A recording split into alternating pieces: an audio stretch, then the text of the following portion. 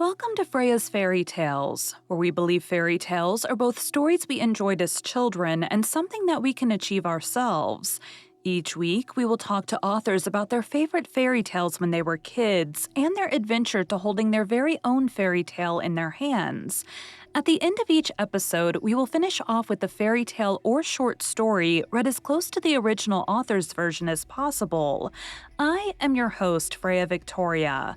I'm an audiobook narrator that loves reading fairy tales, novels, and bringing stories to life through narration. I am also fascinated by talking to authors and learning about their why and how for creating their stories. We have included all of the links for today's author and our show in the show notes. Today is part 2 of 2, where we are talking to Karli Rush about her novels. This is the final week where you will hear about taking inspiration from anywhere, including music, to write a book. How writing a book is like building a house, how she chooses her narrators, and what's coming next for her books. Strings of Magic, A Witch Love Story, Book 1. In a world where witches live among humans, Oliva Lockhart keeps her magical traits a tight-lipped secret. Until one night, while out with a friend, she discovers another witch seducing a crowd with his siren-esque voice. His lyrics are more than just words. They are the emotions drawn from the sea of people gathered around the stage. Oliva refuses to succumb to any of this because she feels it's all smoke and mirrors. Luke Pierce, the spellcaster's lead performer, holds many abilities, and one is capturing feelings from others. He uses this to his advantage, but when he strikes the wrong chord with the beautiful dark-haired girl with electric blue eyes standing in the crowd, everything changes. Both witches have secrets, which must be kept under lock and key. For these secrets hold a fear they both have and hold on to as if it's forbidden to show anyone. Which witch will cast the first spell to unlock the other's heart, or will their pasts overrule them?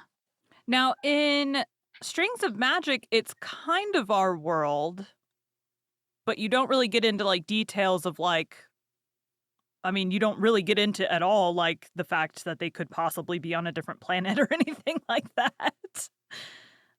At least not Yeah, not that I remember it. I read through it and then narrated through it and then listened through it again. So yeah, with Strings of Magic, I did, and that's why I kind of title it as or tag it as contemporary fantasy because okay. I'm playing with the world that we're really in, a realistic world where people can be attached to. So Mhm. you can relate to it. You can relate to it. You told me that Right. you can relate to the story, and everybody that's read it says it's relatable.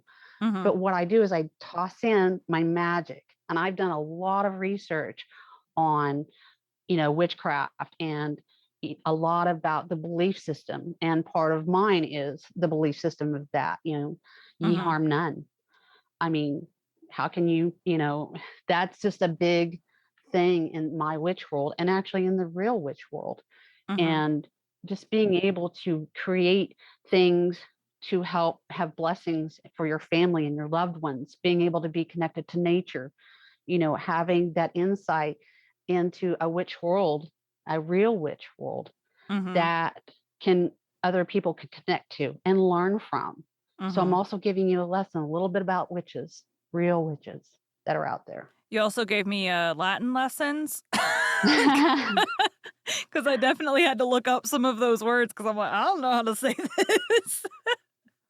Well, Yeah, that's cool. there's a lot of things in there. I mean, if you ever get a chance, go through the Crescent Bound series because there's a lot of background in it, and I didn't Mhm. want to go too deep into it with Strings of Magic because I was just to me the baseline was Luke and Liv, the main characters, Mhm. and I wrote about her because of the fact she was trying to deal with something that was really hard for her to overcome, which was her husband passing away, which is Mhm. something I wrote from my own experience because my husband passed away when he was 49, Mm. and that's been about 6 years ago. So I incorporated that, and I had a lot of people write and say, "Do you mind if I ask, was that about your husband passing away?" And I was like, "Yeah, those parts are my feelings in it." So I incorporated all of that among all the magical things in there. So, oh, just girl, you need to just start writing. You just need to start writing and creating your own worlds because it's really fun to write. It's such an outlet. Plus, you're giving other people a way to escape from, Mhm. maybe they've had a hard day at work. I've had somebody else write me one time and said that they were with their child in the hospital, and I do give out free books. I mean, once in a while. And she said she had downloaded one, and she said she went through the entire Crescent Bound series. She goes, you know what? I'm going through this stuff with my family, and I really appreciate you, writing these stories because it kind of took myself out of, you know, some really serious situations that she was going, stressing Mhm. over, right? I mean, anybody would be stressing over that kind of thing. And it just made me feel good that I was able to write something somebody could enjoy and be able to help them through a stressful situation. And Mhm. that's kind of what to me writing is about. Well, and it's kind of cathartic for you as well getting now I had no idea about your husband until just now, but one thing that I did notice in your writing of the book, I've read a few that they touch on the character's past, but it's so lightly touched on that you're like, "Did I miss a book 1 somewhere that goes into this deeper?" Yours wasn't like that. You gave enough detail where you knew what was up the whole time, like, you went into it enough where you knew everything that was happening, you didn't feel like you missed a huge piece of the puzzle. It was done very, very well, the touching on her past without, like, "Hey, we're gonna take half the book and cover her past before we get into the what the book is supposed to be about." Hmm. And yeah, Um, as far as my books, first book is very much our world, but is set slightly in the future, so I could get away with some, like, medical m term without getting too much into the story, there's like a medical you're experimentation going on, so I could okay. get away with a little bit more of that. Um, Okay. this next one will be our world way in the future, but will also include created worlds, so a little bit of both. There you go. And so See, you're you gonna have a have blast writing it.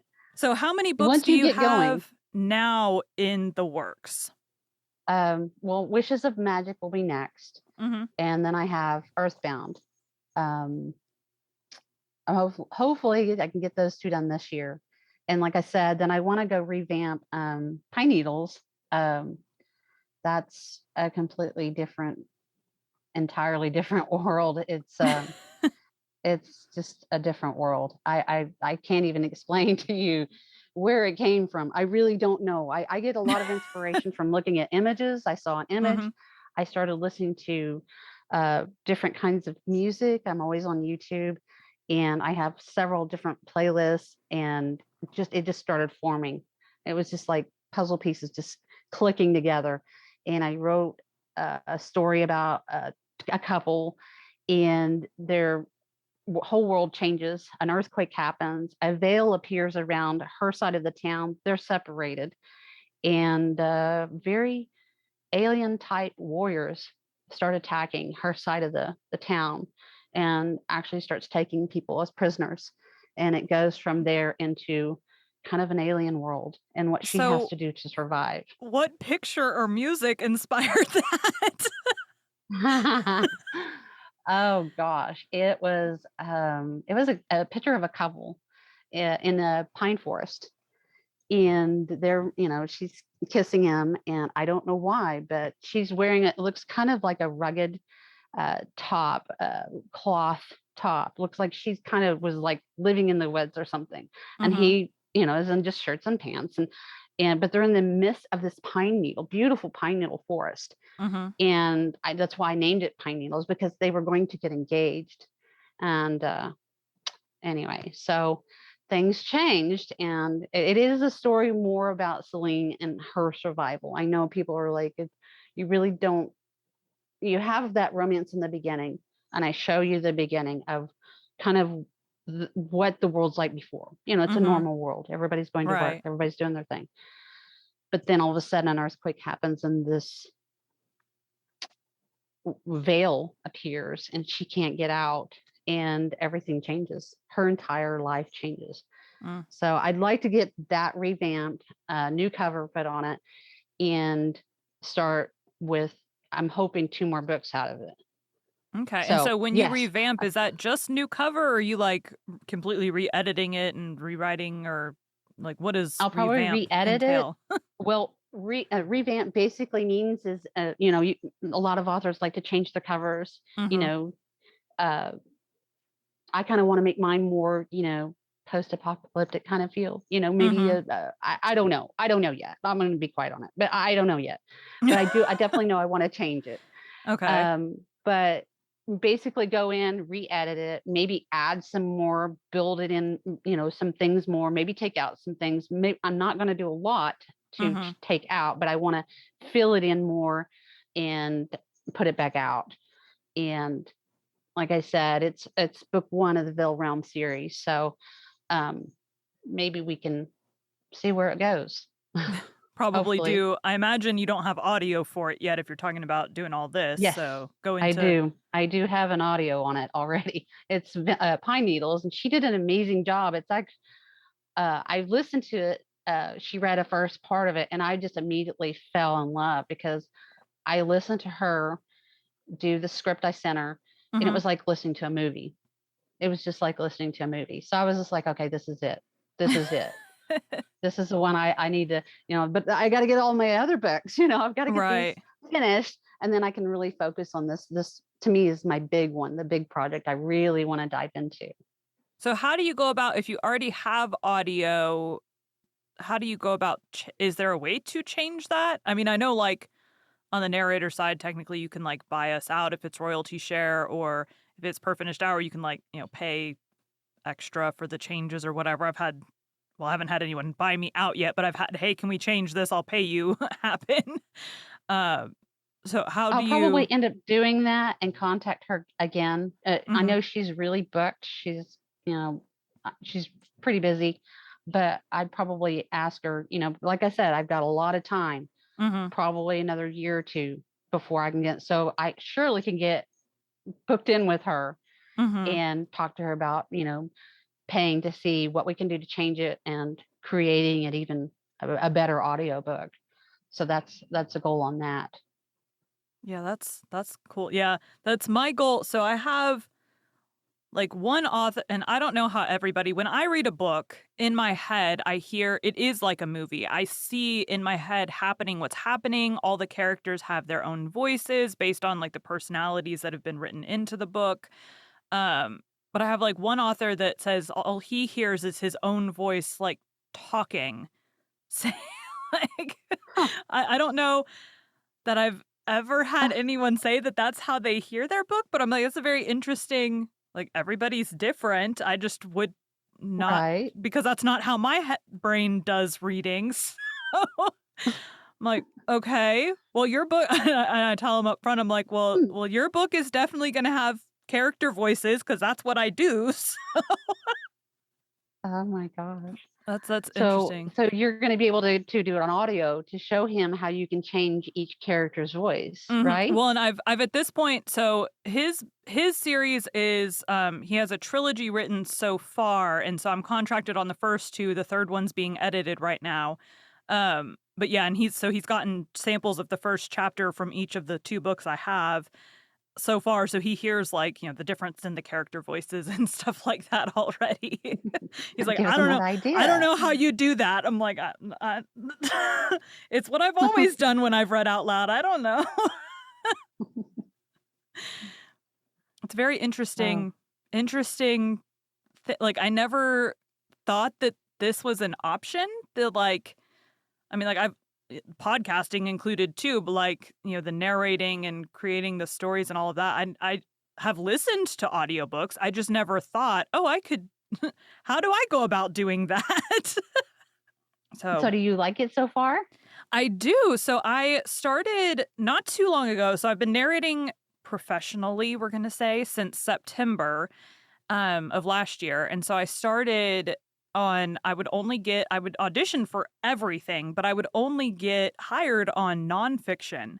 So from September until December, like Christmas, all I did was nonfiction, which is a lot different than fiction because you don't have to do character voices.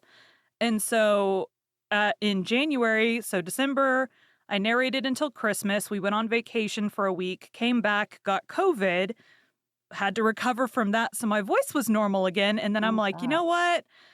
I had kind of stopped auditioning for fiction because I wasn't getting any. I'm like, "Clearly, I just don't have a voice for that." So, like, it is what it is. So I had stopped auditioning for them, and so in January, I'm like, "We're gonna start auditioning for fiction again and just see what happens." So There you and go. then I got yours fairly early on. I got, like, a bunch of them, and now everything on my schedule is fiction. So I love it so much. Fantasies are my favorite to do. I love the world and the storyline and all of that. Now, don't get me wrong, I like the spicy part too, but I prefer story with spicy, not spicy with story.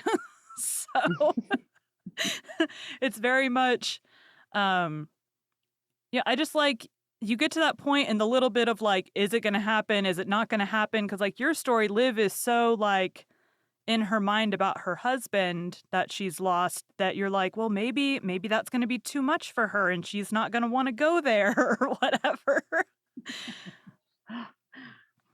So it's So it it's kept you guessing. yeah, it keeps you guessing and anyone that does, a well, just story in general that's not a romance, because romance you expect they're gonna get together in the end, or something tragic is gonna happen at the end, and they're so they're not gonna get to be together or whatever. But yeah, it definitely keeps you guessing, and then any book like this, when it finally happens, you're like, yes. So I you love books have like that. so how far into the next book are you? The name is escaping me right now. But how far into the next strings book are you? Wishes of Magic. I am Yes. in chapter 5 right now. About let's see. I think I hit 12,000 words yesterday. What is yesterday? Friday, right? Friday, yeah. Yeah, okay. I got my days right, I think.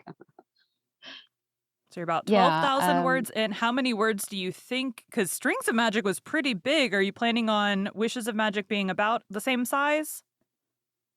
yeah. Usually I'll try to aim for 90,000 words. I think Okay. that's generally a good, nice chunk to Mhm. give you, and what's kind of nice about writing the second book is everybody kind of already knows the characters. Right. Everybody kind of has an idea who they are, what their demeanor's like.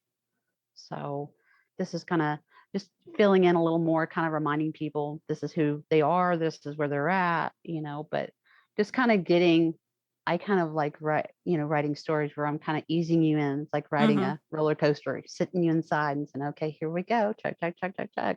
Well, and And quite then go for the honestly, ride. you had so many like teasers in Strings of Magic that I'm like, I'm pretty sure I know what's going to come next. But I don't know if that's what's gonna happen next. Like, are her dreams actually gonna happen?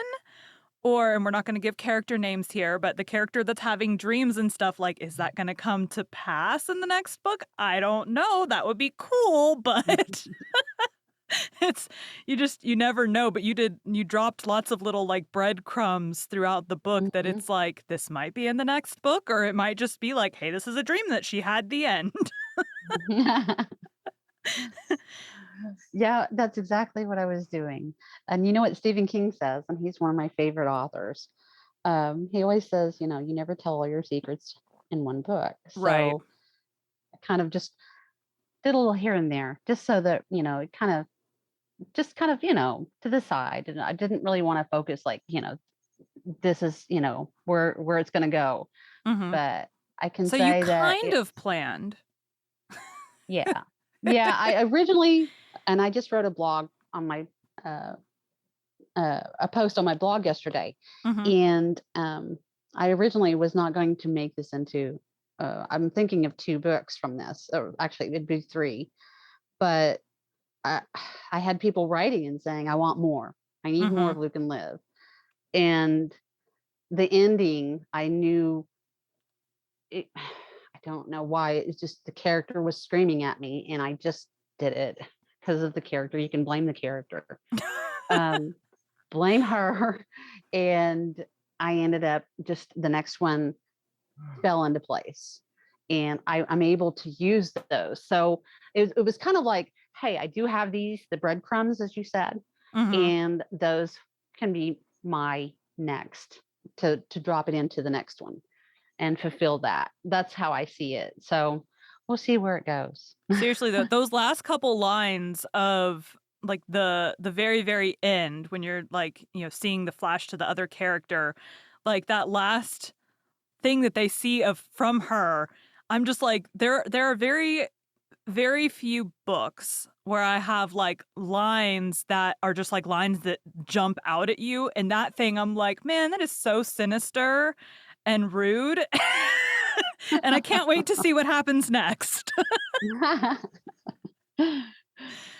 Oh, that's good. And she was That's good. she was a fun character to voice too because I had to do and I think I told you, like, you're gonna hear my, like, head bitch voice because Yeah. I'm Yeah, like, you said that. she's gotta have something and I have a couple different ways that I do that, but the way that you had written the sisters, like, one of them I felt had, at least when I was reading the character, felt like she had more, like, sass to her voice, which that's, like, one of the kind of mean girl voices that I'll go to. So the other one is more that, like, whiny, irritating, pesty voice. So that was the mean girl that I went for this time because I'm like, well, I can't have her sister and the mean girl have the same voice because that's just not okay.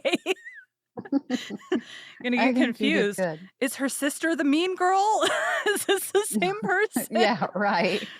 I feel like We if don't I want anybody ever confused. narrated a book where like the I came across one on ACX auditioning the other day that it was like or maybe it was in one of the groups talking about it where it was like the villain is the villain, like he's in throughout the story, but he doesn't turn into a villain until like most of the way through the book, but you're seeing like flash forwards of him and it's like, but you can't use the same voice because that's going to give away at the end who the villain is if like all these flashes are so like how do you go Right. about voicing someone when it's like you're seeing what he does bad early in the book, but that's like gives away the whole plot twist. Exactly. I'm Oh like, my gosh. at the end of the day, I'm like, I don't know how you go about narrating that. I hope I never get one like that. Oh my gosh. Um, All right. So how long do you typically wait before you do audio on a book? So like when Wishes of Magic comes out, how long do you typically, or now that like you already have audio for the one, do you plan on doing it pretty immediately or wait a couple months and see what happens? I'm going to try to see how fast it's going to take me to get this book written. And then, like I said, I usually take some downtime to do the editing. Mm-hmm. And then I'll go in and try to see about, doing audio. But I try not because, like I said, my life is so changed now. My youngest son has autism. He doesn't really talk. He's 19, Okay. and he's pretty reliant on me. Mm-hmm. So, and my other two boys, my older boys, they're doing their thing, living their life, and so I'm trying to maintain life as normal as I can, Mm-hmm. and try to write. So that's why I'm not really giving anyone a deadline, or even a date or possible date. I'm not really saying that because things can change. Right, Things, right. well, the COVID thing last year really threw people for a loop. Mm-hmm. Everybody was having to change things Last around, year? and Two I years ago. completely understand. Well, yeah, yeah. Gosh, I was thinking it was last year. I'm like, Yeah, I'm so off wait a my time. second. I Really thought it messed was me up. I thought See? we were in 2023 a couple years ago. I was talking to someone at my day job and I'm like, "It's 2023. I just typed the wrong date." And she went, "Huh?" I'm like, "I don't You're know what going year it forward. is." Like, I have no idea. I just You're ready for wake it. up and do what I'm supposed to. I don't know. Exactly. So you know what I mean. Well, So and that yeah, we'll works see out how it too how cuz we'll have to I haven't booked a book in a while, but depending on if you still want me to do the next book when we get to that point, Yeah. we'll have to obviously work it around whatever I have going on at the time. So, Right, right. Yeah, usually I'll try to check in and see, probably a month before just to see how it's going to be. I'm not mhm, really in big rushes because I know with Firebound, I had a really great guy, Jake. His name's Jake. Jake won't shut up. He's on Instagram. He did Firebound. He was amazing. He did Hmm. amazing. Hit every character perfectly. And it when we finally got it done and approved, it took about a month, I think, for it to finally come back and was live. And then with Icebound, I had another really great guy that was phenomenal. I think it took just a couple of weeks, so it can vary. It really can. Hmm. So I don't, I'm not on pins and needles. So I'm just kind of like take it as it comes. So when it's Right. ready, I try to do a little you know, promoting to Hmm. get people to know it's going to be out there Right. and then focus on my writing. So when I go quiet on social media, that's where I'm trying to just really lock down and get my task done for writing. If it's a Hmm. 1,000 words that day, 2,000 words, whatever. And I try to get that done. And then when I find out, hey, audio's out, I try to release it. And I also try to go wherever I can to promote it and give those codes out, some free Hmm. codes so people can get the chance to listen to it. Right. Yours, and I told you this a couple days ago, it should be out. I don't know if they approve stuff on the weekends. I don't usually pay attention, but it should be out in the next few days from now that we're recording this. By the time this episode airs, it will definitely be out. But their turnaround for me has been like 2 weeks or less recently. So, um, That's pretty good. yeah. So I think yours is the only one. I have a couple that I'm waiting for the authors to listen through, but yours is the only one currently pending quality right now. So, Well, I'm glad I had a chance to do this with you. yeah, It's it pretty was great. cool. All right. Well, you have a great Saturday. Thank you so much for coming on. And I look forward to reading the next part because I have to know if some of my predictions come true or not. Well, thanks for having me. And yes, definitely, I will keep you informed. All right. Good luck with your writing. All right. Karli today enjoys the show Vikings. Vikings is inspired by the sagas of Ragnar Lodbrok, a Viking who is one of the best known legendary Norse heroes and notorious as the scourge of Anglo Saxon England and West Francia. The show portrays Ragnar as a farmer who rises to fame by raiding England and eventually becomes a Scandinavian king with the support of his family and fellow warriors. In the later seasons, the series follows the fortunes of his sons and their adventures in England, Scandinavia, Kievan Rus, the Mediterranean, and North America. Today we will be reading some of the stories of Ragnar. Don't forget, we are also continuing the original story of Beauty and the Beast on our Patreon.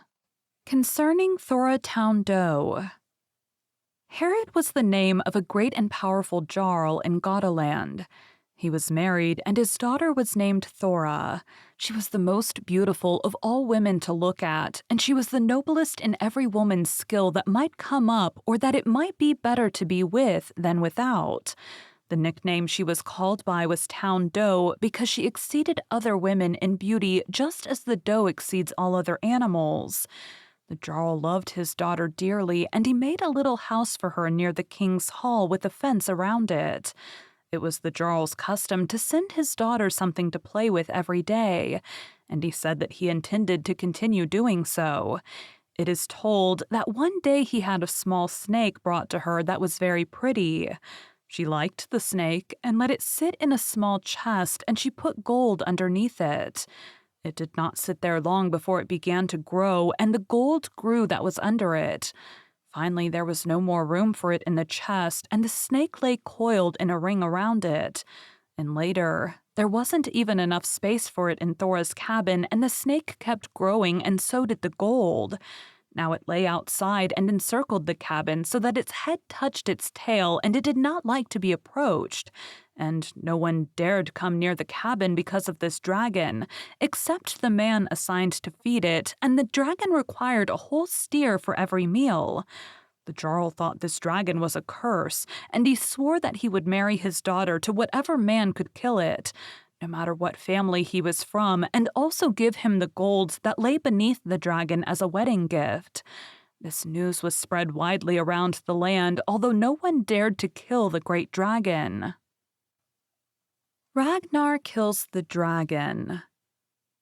At that time, Sigurd Ring ruled Denmark. He was a powerful king and had become famous after his battle against Harald Wartooth on Brevalier when he killed Harald, which has become known to everyone in the northern half of the world. Sigurd Ring had a son named Ragnar. He was a big man, handsome, and well provided with wisdom. He was good to his men and cruel to his enemies. As soon as he had grown old enough, he assembled an army and a fleet of ships and became the best kind of warrior so that there were few who could equal him. Ragnar heard tell of what Jarl Harad had said, but he paid it no attention and acted as if he had never heard it. But he ordered some clothes made for him of a strange type, shaggy pants and a shaggy cloak. And when they were done, he ordered them boiled in pitch and then he put them away. One summer, when Ragnar sailed with his army to Gotaland, he hid his ship in an inconspicuous spot in a fjord not far from where Jarl Harad ruled. And when Ragnar had been there one night, he woke up early in the morning, rose up, and put on the same clothes as have been previously described. He took up a great spear in his hand and left the ships on his own, and he went down to a sandy place and he rolled around in the sand. And before he continued, he took the nail out of his spear that held the shaft to the point, and now he went alone from his ships to the Jarl's residence and came early in the day, when everyone was sleeping. Now Ragnar turned toward Thora's cabin, and when he came inside the fence where the dragon was, he stabbed his spear into the dragon and pulled the spear back, and then stabbed at the dragon again. The spear pierced the dragon's back, and then Ragnar twisted the spear so swiftly that the spearhead came loose from the shaft. The dragon made so much noise as it died that the cabin shook all around. Now Ragnar went away. A splash of the dragon's blood hit him between the shoulders, but it did not harm him because the clothes he had made protected him. The people inside the cabin awoke from the noise and went outside. Thora saw a big man walking away and asked his name and where he was going. He stopped and spoke this poem. "Beautiful woman, I have honorably risked my life 15 years old to fight the serpent.